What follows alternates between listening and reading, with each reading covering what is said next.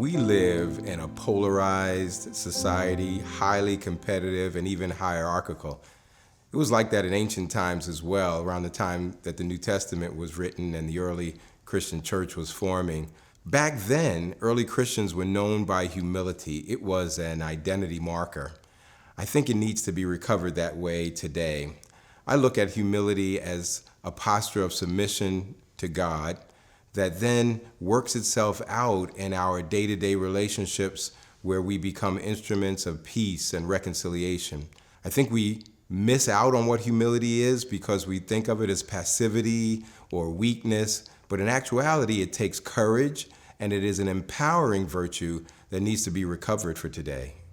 In Humility Illuminated, a book I've written with IVP Academic, I try to make a case for what humility looks like, what it is in the scriptures, and how it can play out in our lives today. I've been a pastor for a lot of years, about 30, so I draw from my pastoral experience as well as my studies in the Bible to help us get a glimpse of what humility looks like. And of course, we look at Jesus, who embodied humility perfectly. He is the model that we see in the scriptures, like especially in Philippians chapter 2. So I argue from there that if we want to emulate the way of Jesus and also have humility be an identity marker for us today, we can sort of recapture this ancient Christian virtue. When we adapt a posture of humility, we find ourselves willing to engage with people we may have ignored before. For example, people whose lives don't look conventionally successful.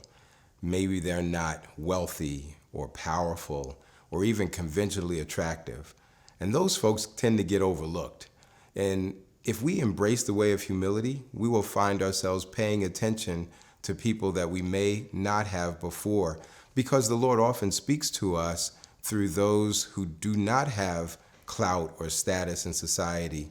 In fact, the way of Jesus is to pay attention to those who have been on the margins and who exist on the margins in our society.